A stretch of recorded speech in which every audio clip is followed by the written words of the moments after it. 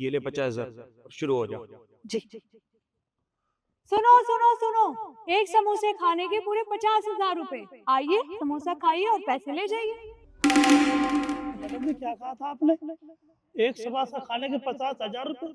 हाँ अंकल जी, एक समोसा खाने के पूरे 50,000 रुपए मिलेंगे। और अगर आप ये समोसे नहीं खा पाए तो आपको उल्टे मुझे 500 रुपए देने पड़ेंगे।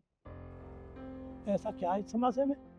अंकल जी, ये समोसे मैंने अपने हाथ से बनाए हैं और इस समोसे में ना मैंने बहुत मिर्च डाली है, आप खा ही नहीं पाएंगे।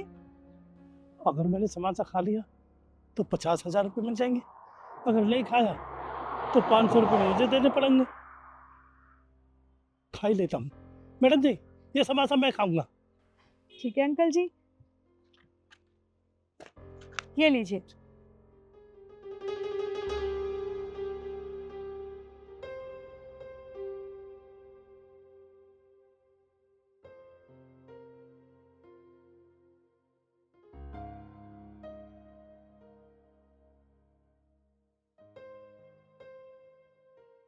अंकल जी, आपको मिर्च नहीं लग रही क्या? नहीं। शायद आप ज्यादा मिर्च खाते हो।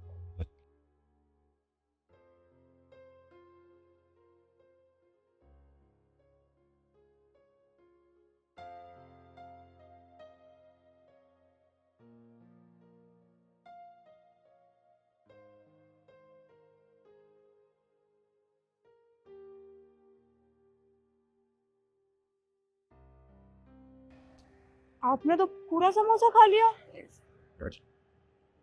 हाँ मैडम जी, अब हमें दे दीजिए 50,000 रुपये।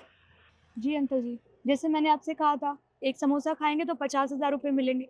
ये लीजिए आपके 50,000 रुपए। मैडम जी आपका बहुत बहुत धन्यवाद।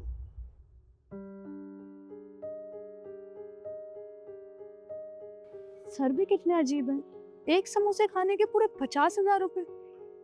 मैं उन्हीं से जाके पूछती हूँ। काम हो गया? हाँ जी हो गया, पर मुझे एक बात नहीं समझ आई, आपने एक समोसे खाने के लिए 50,000 रुपए की डील क्यों रखी? अरे तुम भी समोसे खाओ ना, और मुझे भी खाने दो। क्यों बात के पीछे पड़ी हो? समोसे तो मैं खा लूंगी, पर मुझे जानना है कि सच्चाई क्या है, क्योंकि एक समोसा तो कोई भी खा लेगा, उसके लिए 50,000 रुपए बहुत बड़ा अमाउंट होता है। मैं मानता हूँ एक समोसे के लिए 50,000 रुपये बहुत बड़ी चीज़ होती है, और ऑब्वियसली तुम ये सोच रहे होगे कि समोसा भी हमने खिलाया, पैसे भी हमने दिए। पर अगर तुम जानना चाहती हो तो मैं तुम्हें सारी सच्चाई बताता हूँ। ट्रांसपोर्ट का काम काफ़ी अच्छा चल रहा है और फॉरेन क्लाइंट्स भी आते रहते हैं, तो मैं ये सोच रहा हूँ कुछ एक दो लग्जरी गाड़ी ऐड कर लेते हैं। यार मैं तो कब से कह रहा हूँ तुझसे, तेरे पास इतने सारे फॉरेनर क्लाइंट्स आते हैं तो एक गाड़ी ऐड कर लेना लग्जरी। लेकिन साहब जी अब मैं घर जाऊँ? काम हो गया सारा? हाँ सारा काम हो गया। ठीक है जा कर जी। वो साहब जी वो घर वाली बहुत ज़्यादा बीमार है, डॉक्टर ने कहा है हॉस्पिटल में तभी एडमिट होगी जब पैसे जमा करवाऊंगे। तो साहब जी मेरी पगार दे दीजिए और 2 महीना की एडवांस, वो 40-45 हज़ार रुपये बताइए डॉक्टर ने, तभी ठीक हो, वरना ठीक हो नहीं हो पाएगी। देख मैं तुझे कोई पैसे नहीं देने वाला, चाहे तेरी बीवी बीमार हो या तेरी बेटी। अभी मेरे पास कोई पैसे नहीं है और तेरी तनख्वाह भी मैं 2 दिन बाद दूंगा। अभी निकल यहाँ से। साहब जी ऐसे मत करो, वो मर जाएगी, वो बच नहीं पाएगी। दे दो पैसे, मैंने आज से पहले पैसे लिए आपसे कोई नहीं ना, पाई पाई चुका दूंगा। साहब जी ऐसे मत करो, मुझे बहुत ज़रूरत है पैसे की। तुझे समझ नहीं आ रहा क्या कह रहा हूँ मैं तुझसे? निकल जा यहाँ से और किसी और के सामने जाके हाथ फैला, वरना नौकरी से निकाल दूंगा तुझे। पैसों के चक्कर में नौकरी से भी हाथ धो बैठेगा तू। जा। बेवकूफ। निखिल, वो अंकल काफ़ी टाइम से तेरे यहाँ पे काम करते हैं, उनकी बीवी बीमार है, उनकी मदद कर देता ना तू। ट्यूशन तुझे नहीं पता, अरे इन लोगों को मुंह लगाना ना गलत होता है। इसको मैं जानता भी नहीं हूँ आखिर कितना टाइम हुआ है इसको यहाँ काम करते हुए। अगर मैंने इसको एडवांस पैसे दे दिए, कल को ये पैसे लेके भाग गया तो? खैर तू छोड़। अच्छा ये बता, गाड़ी कौन सी लेगा? गाड़ी में सोच रहा था एक दो सी क्लास ऐड कर लेते हैं और एक ई क्लास। चल कोई नहीं, तू कर काम, मैं तेरे से बाद में मिलता हूँ, ठीक है? ठीक। बस बस यही बात थी, इसलिए मैंने उन अंकल की इस तरह से मदद करी है। ये तो आपने बहुत अच्छा किया, क्योंकि मैंने अक्सर लोगों को देखा, अच्छे वक्त में तो सब साथ रहते हैं, पर जब इंसान का बुरा वक्त चल रहा हो ना तो पीछे हट जाते हैं। और आपने उन अंकल की मदद उनके बुरे वक्त में की। आप बहुत अच्छे इंसान हैं। चलो कोई बात नहीं, तुम भी समोसे खाओ और सबको समोसे खिला देना। Thank you.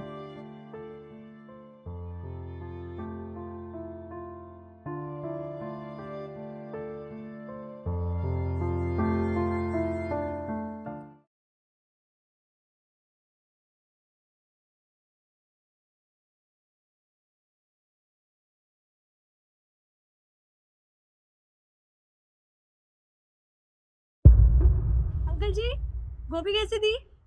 गोभी? अरे बेटिया, तुम तो वही हो ना, पिछले हफ्ते आई थी अपनी सहेली के साथ और वो सब्जी ले गई लेकिन पैसे नहीं दी। आप ईशू की बात तो नहीं कर रहे? हाँ हाँ, इशू इशू, अरे उसी के बारे में तो चर्चा कर रहा हूँ। ईशू? हाँ, वो तो मेरी दोस्त है, पर क्या हुआ अंकल? अब क्या बताओ बेटिया, अरे कई दिनों से वो सब्जी ले गई लेकिन वो पैसे ही नहीं दे रही है। मुझे समझ नहीं आ रहा है कि ना तो पैसे दे रही ना दोबारा सब्जी लेने दुकान पे आ रही है। अगर तुम्हें उसका पता मालूम है तो मुझे बताओ, मैं जाके ले आऊंगा उसके यहाँ से पैसा। अंकल जी, मैं आपको एड्रेस तो बता दूंगी, पर उससे पहले मुझे आपको एक बात बतानी है। उसने आपसे नहीं, बहुत सारी दुकानों से उधार ले रखा है। वो क्या है ना, उसके पति फौज में थे और एक जंग में शहीद हो गए। अब वो अकेले कमाने खाने वाली है, पर वो कोई काम धंधा तो करती नहीं है। जो भी उसके पास सेविंग्स थी तब तक आपको वो पैसे दे रही थी, अब उसके पास पैसे ही नहीं है। वो अपने लिए ये सब नहीं कर रही है, उसका छोटा बच्चा है, उसका भी तो पेट पालना है ना। तो बस, बाकी मैं आपको एड्रेस दे देती हूँ, आप जाके खुद बात कर लेना। ठीक है। आप 1 किलो गोभी कर दो। हाँ अभी कर।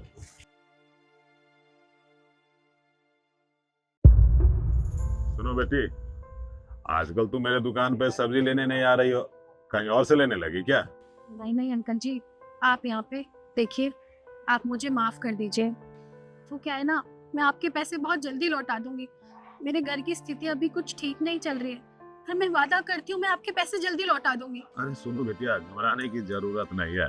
दरअसल मैं पैसे लेने नहीं आया हूँ, ये सब्जी देने आया हूँ। सब्जी देने आया आप? मुझे, मैं कुछ समझी नहीं। मैं जानता हूँ कि तुम्हारे हालात अच्छे नहीं। देखो, तुम्हारी परिस्थिति के बारे में मुझे पता चल गया है। भले ही दुनिया में कोई तुम्हारा साथ दे या ना दे, लेकिन ये सब्जी वाला तुम्हारा साथ देगा और तुम्हारे बच्चे भरपेट खाना खाएंगे। और टेंशन मत लो, देखो रो मत, अच्छा नहीं लग रहा है। ये सब्जी तुम रखो। अंकल जी, आप वाकई में बहुत अच्छे हैं। आप मेरी इतनी मदद कर रहे हैं, आप मुझे जानते तक नहीं हैं। और एक तरफ मेरे पति के जाने के बाद मेरे घर वालों ने तक ने मेरा साथ छोड़ दिया। किसी ने मेरा साथ नहीं दिया, कोई मुझसे आके पूछता तक नहीं है कि मैं कैसे रहती हूँ, अपने बच्चों का गुजारा कैसे चलाती हूँ। और एक तरफ आप है, मुझे ना जान के भी मेरी इतनी मदद करें। आप सच में बहुत अच्छी हैं। देखो, टेंशन लेने की कोई जरूरत नहीं है। मैं अब डेली आके सब्जी दे जाया करूंगा, ठीक है? भरपेट खाना खुद भी खाना और बच्चे को भी खिलाना। हाँ, आपका बहुत बहुत शुक्रिया। कोई बात नहीं बेटी। और तुम्हारे पति के लिए जय हिंद। हाँ, खुश रहो बेटी। बहुत।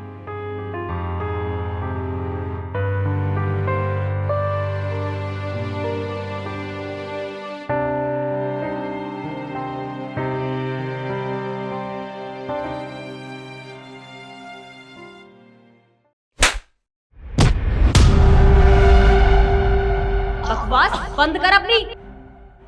पापा उठिए, देखिए आप लोगों का कोई हक नहीं बनता इन पे ऐसे हाथ उठाने का। अबे सुन, अपने बाप को समझा ले, यहाँ पर इसे आना नहीं चाहिए था। यहाँ आके ना हमारा टाइम वेस्ट ही हो रहा है। क्या बोला तुमने कि कलेक्टर मैडम इसकी बहन लगती है? हाँ, अपनी शक्ल देखी है तुमने? कलेक्टर मैडम ना तुम जैसे लोगों को मुंह भी नहीं लगाएंगी। तो अपना बोरिया बिस्तर उठा और निकल यहाँ से। मैडम, मेरा विश्वास कीजिए, कलेक्टर मैडम मेरी बहन है, मैं उसका बड़ा भाई हूँ। अरे खुद को देख ले पहले और मैडम को देख, इतनी बड़ी बॉस है वो और तू मामूली सा भिखारी है। मैडम को अपनी बहन बता रहा है। अपने औकात में रह के बात कर ले, वरना मुझसे बड़ा कोई नहीं होगा। और तू मैडम मेरे को क्यों मारा? तेरे को क्यों मारा मैं बताती हूँ। तूने बिना परमिशन के इनको अंदर कैसे आने दिया? मैडम जी, ये कह रहे थे बड़ी मैडम मेरी बहन है। कोई भी बोलेगा मैं उसका भाई हूँ, वो मेरी बहन है, तो उसकी बात मान लेगा? हाँ, एक बार भी परमिशन नहीं लेनी होती हमसे। तेरी वजह से ना बहुत बड़ा नुकसान होने वाला है हमें। अगर आज के बाद तूने किसी को भी ऐसे अंदर आने दिया तो अपनी नौकरी से हाथ धो बैठेगा तू। और तुम दोनों देख क्या रहे हो? उठो यहाँ से, वरना हड्डियां तोड़वा दूंगी तुम दोनों की। इतना क्रोधित मत होइए, मेरा विश्वास कीजिए, आपका पाँव पड़ता हूं। एक बार मेरी बहन को बुला दीजिए मैडम, अगर वो मुझे नहीं पहचानेंगे तो मैं आज चला जाऊंगा। मैडम पाँव पड़ता हूं, मैडम मुझे निकलो। अरे कैसा शोर मचा रखा है भाई, और भीड़ क्यों जमा है? देखिए ना मैडम, ये दोनों कौन है? दिमाग खराब कर रखा है इन लोगों ने हमारा।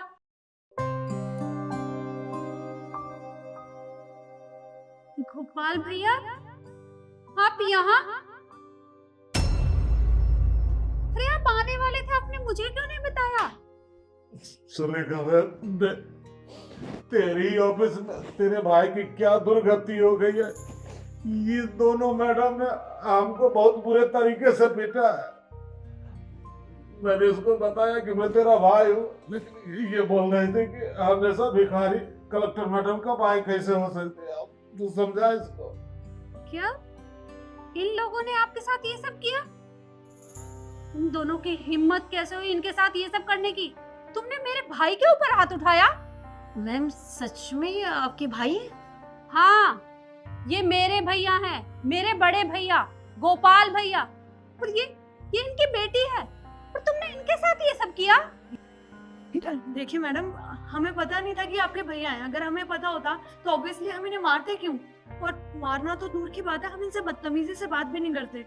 जब हमें कुछ पता ही नहीं है तो हमें लगा पता नहीं कौन भिखारी उठ के यहाँ पर आ गया है, ऊपर से टाइम वेस्ट और कर रहा है ऑफिस का, इसीलिए बस ये सब हो गया। देखिए मैम, हमें माफ कर दीजिए, हमें पता नहीं था कुछ भी। We are really sorry.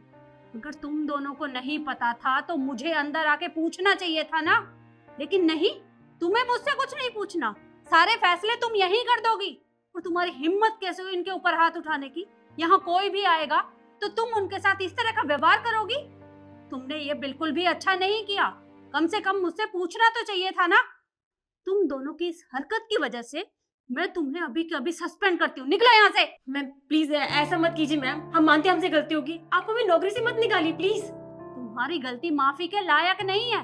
तुमने बहुत बड़ी गलती की है और तुम्हारी गलती की सजा यही है। लेकिन तुम दोनों से मैं बाद में बात करूंगी। तुम लोग बताओ, अरे तुम सब यहाँ खड़े होकर तमाशा देख रहे हो, किसी ने मुझे बताना जरूरी नहीं समझा? और आप गेट पर रहते हैं ना, इन्होंने नहीं बताया आपको? आपने मुझे बताना चाहिए था ना। हाँ कहा था मैडम, लेकिन मैम साहब, मैडम ने मेरे को थप्पड़ मारा। आपको भी थप्पड़ मारा? तुम दोनों की इतनी हिम्मत कि तुमने इन्हें भी थप्पड़ मारा? अरे ये उम्र में तुमसे कितने बड़े हैं, तुमने इन्हें भी नहीं बख्शा? मुझे तुम दोनों से ये उम्मीद नहीं थी। अरे इतना बड़ा बुजुर्ग आदमी तुमसे ये बोल रहा है तो कम से कम मुझसे पूछना चाहिए था ना। भैया की उम्र देखो, उम्र में तुमसे कितने बड़े हैं। इतना बड़ा आदमी तुम्हारे पैरों में गिड़गिड़ा रहा है तो तुमने एक बार भी उसकी नहीं सुनी। इससे पहले कि मैं यहाँ कुछ गलत कर बैठूं, निकल जाओ यहाँ से। ठीक है मैम, हमें प्लीज एक चांस दे दीजिए, आगे से कभी ऐसा नहीं। निकल जाओ यहाँ से।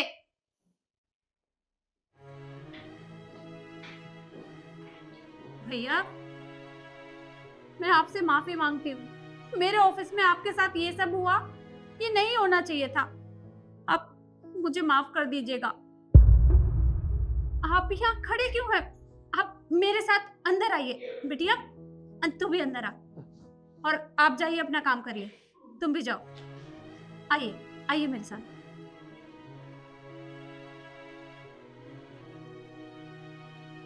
बैठिए।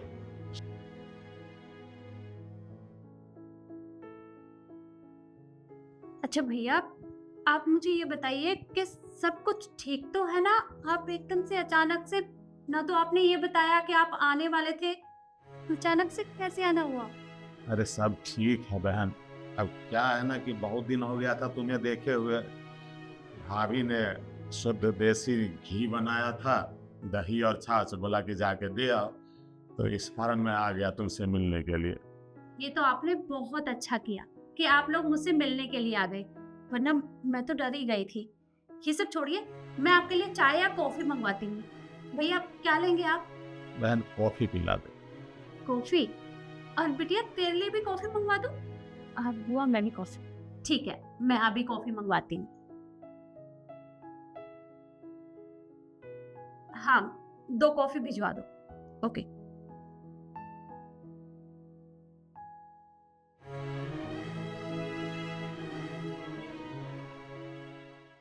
चाबी दो। ये गाड़ी ना मेरी है, तुम्हारी नहीं है। पापा ने मुझे दी थी, ये तुमको नहीं। तुम्हारी गाड़ी? हाँ मेरी गाड़ी। पापा ने शादी में मुझे दी थी, तुमको नहीं दी थी। और तुम्हें देखे कोई फायदा भी नहीं है। गाड़ी का कबाड़ा कर दिया तुमने। अरे सब मैंने जानबूझ के थोड़ी ना किया है यार। मैं सिग्नल पे खड़ा हुआ था गाड़ी लेके, और जैसे ग्रीन सिग्नल हुआ तो पीछे से आके किसी ने गाड़ी ठोक दी। इसमें मेरी क्या गलती है? सारी गलती तुम्हारी ही है। तुमसे कोई काम ना जिम्मेदारी से होता ही नहीं है।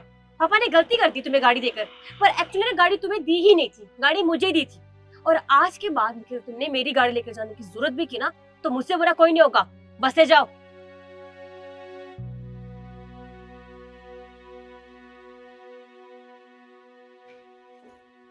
निखिल, ये क्या कर रहे हो तुम? नीचे उतरो। शिखा वो लाइट खराब हो गई थी, बस इसको ठीक कर रहा था मैं। तुमको बल्ब चेंज करना था तो सोफा साइड करके कुर्सी रख लेते ना, फिर चेंज करते। तुम देखो अपने पैर, तुमने सोफा गंदा कर दिया पूरा। यार शिखा क्यों भड़क रही हो यार? सोफा ही तो है, हो जाएगा साफ। पर ये लाइट 2 दिन से देख रहा हूँ, ज्यादा खराब हो जाएगी फिर दिक्कत हो जाएगी यार। बदलने तो दो मुझे। क्यों ना भड़कूं? तुम्हें लाइट की पड़ी लेकिन मुझे सोफे की पड़ी है। ये सोफा मेरे पापा ने मुझे दिया था, 30,000 रुपए का सोफा है ये निखिल। और तुम अपने गंदे पैर लेके चढ़े रखे हो इसके ऊपर। नीचे उतरो। अरे देख क्या रहे हो? उतरो नीचे, उतरो।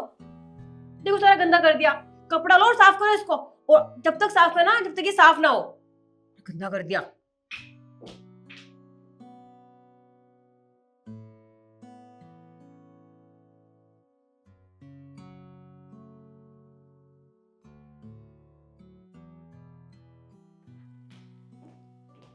निखिल, निखिल, ये खराब कैसे हुआ? अरे हाँ यार, वो मैं बनाना शेक बना रहा था ना, तो बनाना शेक तो बन गया था, पर उसके बाद पता नहीं क्यों नहीं चल रही थी, समझ नहीं आ रहा मुझे। हाँ निखिल, तुम्हें क्या हो गया है? तुम हमेशा नुकसान करने के पीछे क्यों पड़े रहते हो? ये मेरे पापा ने दिया था ग्राइंडर मुझे शादी में, और तुमने खराब कर दिया। मैं क्या जवाब दूंगी उनको?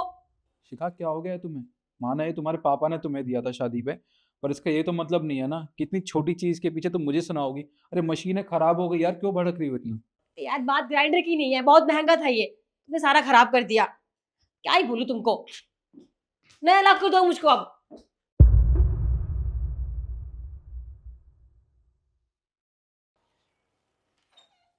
Hello madam. हेलो, हाँ जी, आप कौन? मैडम हमको ना निखिल सर ने बुलाया था सामान शिफ्ट करने के लिए। सामान शिफ्ट करने के लिए? पर हमें कोई सामान शिफ्ट नहीं करवाना, आपको कोई गलत फहमी हुई है, आप कहीं और जाके पता कीजिए। अरे नहीं मैडम, उन्होंने हमारी बुकिंग करी, आप पूछिए एक बार निखिल सर से। निखिल ने बुकिंग करी है? मुझे बताया नहीं। कोई बात नहीं, आप वेट कीजिए, मैं बात करके आती हूँ।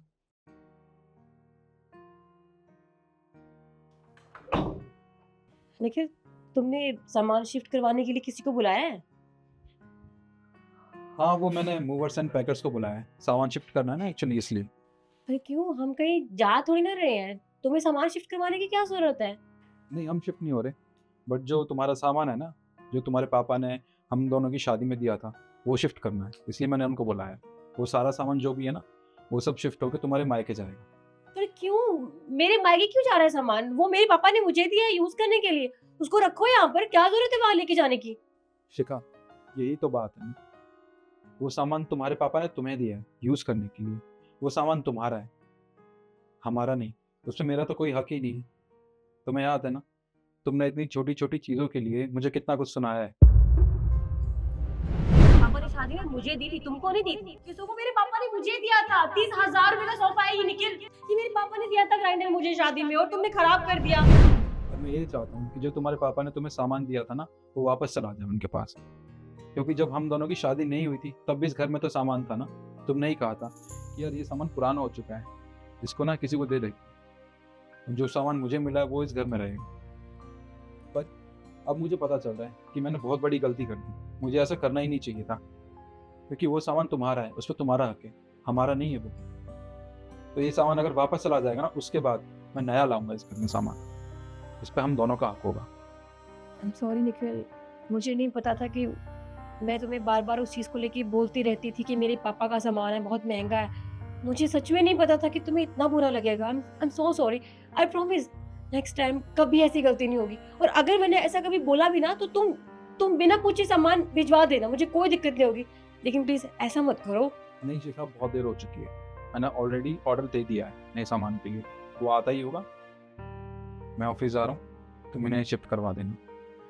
Nikhil Nikhil I am sorry यार। निखिल